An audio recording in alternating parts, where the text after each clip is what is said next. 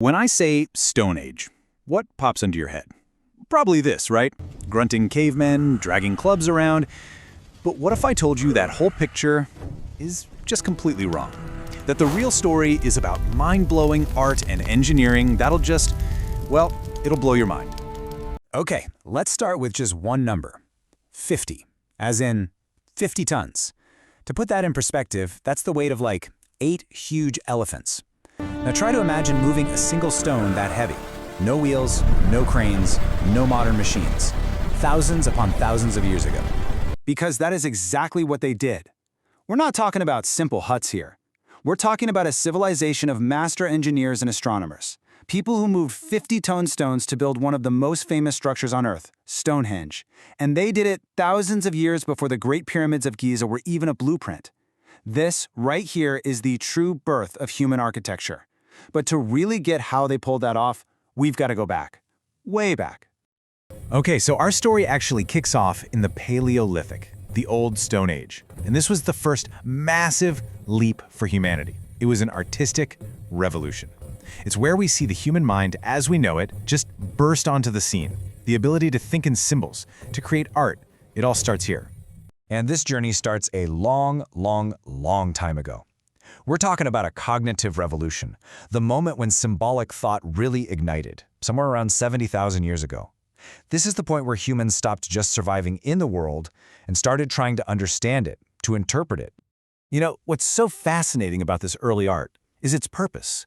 These incredible paintings, hidden deep inside caves, they weren't just prehistoric wallpaper. These were made by hunter artists for rituals, maybe even for what they saw as magic. They probably believed these paintings could influence a hunt, or maybe connect them to the spirit of the animals. This wasn't art for art's sake. No, this was powerful, functional, and deeply spiritual stuff. And this kind of symbolic thinking wasn't just some one-off thing. I mean, look at this timeline. It was a long and really sophisticated tradition. Around 30,000 BC, you've got this totally mind-bending sculpture, the cat-headed man, carved from mammoth ivory. A few thousand years after that, the famous Venus figures pop up. And this whole artistic movement hits its peak thousands of years later with the absolutely breathtaking cave paintings at Lascaux. Okay, we have to talk about the Venus of Willendorf for a second. This tiny statue is one of the most famous pieces of prehistoric art for a really good reason. I mean, look at it. With those exaggerated curves, it's obviously not a realistic portrait of a person. It's a symbol. It's an icon for fertility, for birth, for the survival of the tribe. And to think it was carved from limestone almost 30,000 years ago, it's just undeniable proof of complex abstract thought.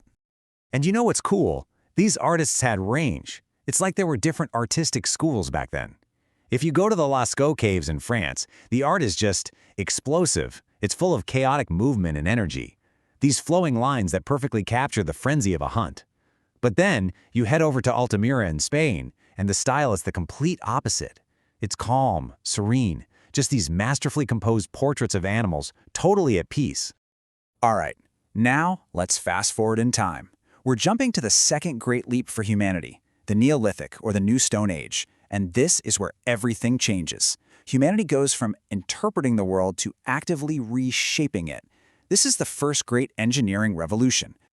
So this is the crucial turning point.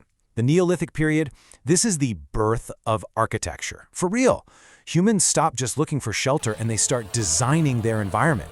They're building permanent homes, organized cities, and organizing society on a scale that had never, ever been seen before.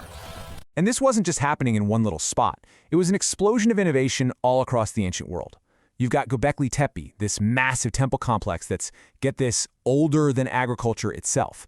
Then you have Jericho, one of the first fortified cities made of stone and brick. A little later, you get Çatalhöyük, a city with no streets at all. And then Playa, basically an early astronomical observatory. This is it. This is the dawn of civilization as we know it. I gotta pause on Çatalhöyük for a sec, because the engineering is just brilliant. Think about it. How do you defend a city? Well, you build it with no streets. All the houses were packed together, and you got in and out through a hole in the roof. So if an enemy showed up, you just pulled up the ladders, and the entire city became one giant fortress. That is some next-level social and architectural planning. But as incredible as these first cities were, their most awe-inspiring achievements were the megaliths. We're talking about monuments built with massive, massive stones on a scale that, even today, is pretty hard to wrap your head around. And this all leads us to the big one, Stonehenge. This single project took over 1,500 years to finish. Can you imagine? They started by digging this enormous circular ditch. We're talking a 98-meter radius.